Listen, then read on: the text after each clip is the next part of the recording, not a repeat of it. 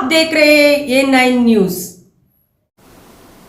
ಮುದ್ದೇಬಿಹಾಳ್ ಪಟ್ಟಣದಲ್ಲಿ ಮುದ್ದೇಬಿಹಾಳ್ ಪೊಲೀಸ್ ಠಾಣಾ ವ್ಯಾಪ್ತಿಯಲ್ಲಿ ದಿನಾಂಕ 26ರಂದು ಒಂದು ಕೊಲೆ ಯತ್ನ ಪ್ರಕರಣ ದಾಖಲಾಗಿರುತ್ತದೆ.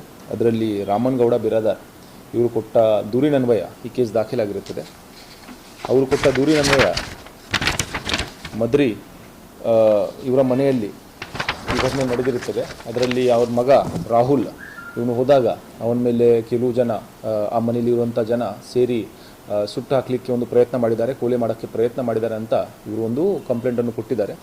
ಒಟ್ಟು 6 ಜನರ ಮೇಲೆ FIR ದಾಖಲಿಸಲಾಗಿದೆ. ಅದರಲ್ಲಿ ಮುತ್ತಣ್ಣ ಮದ್ರಿ, ಸೀಮಾ ಮದ್ರಿ, ಅಪ್ಪು ಮದ್ರಿ, ನೀಲಕಂಠ ಹರ್ನಾಳ್, ಐಶ್ವರ್ಯ ಮತ್ತು ಕಿರಣ್, ಈ 6 ಜನರ ಮೇಲೆ FIR ದಾಖಲಾಗಿದೆ.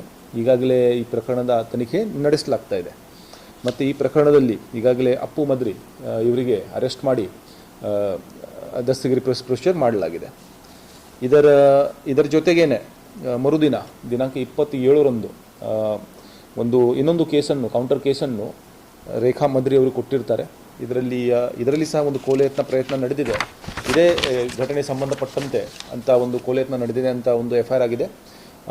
ಈ FIR 3 ಜನರ ಮೇಲೆ ಆಗಿರುತ್ತದೆ. ಒಂದು ರಾಹುಲ್ ಬಿರಾದಾರ್, ರಾಮನಗೌಡ ಬಿರಾದಾರ್ ಅಂದರೆ ರಾಹುಲ್ ತಂದೆ, ಮತ್ತು ರಾಹುಲ್ ತಾಯಿ, ಈ 3 ಜನ ಮೇಲೆ ಈ ಪ್ರಕರಣವನ್ನು ದಾಖಲಾಗಿದೆ. ಈ ಪ್ರಕರಣದ ತನಿಖೆ ಸಹ ಸದ್ಯಕ್ಕೆ ನಡೆಸಲಾಗ್ತಾ ಇದೆ. ಈ 2 ಪ್ರಕರಣ ನಡೆದಿರುವುದು ಒಂದೇ ಘಟನೆಗೆ ಸಂಬಂಧಪಟ್ಟಂತೆ 26ರಂದು ಮದ್ರಿಯವರ ಮನೆಯಲ್ಲಿ ನಡೆದಂಥ ಇದು ಘಟನೆ.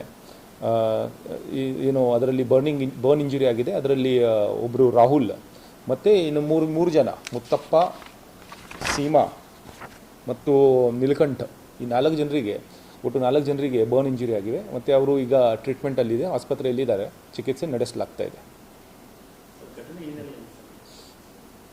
ಘಟನೆ ಇವರು ಕೊಟ್ಟ FIR ಪ್ರಕಾರ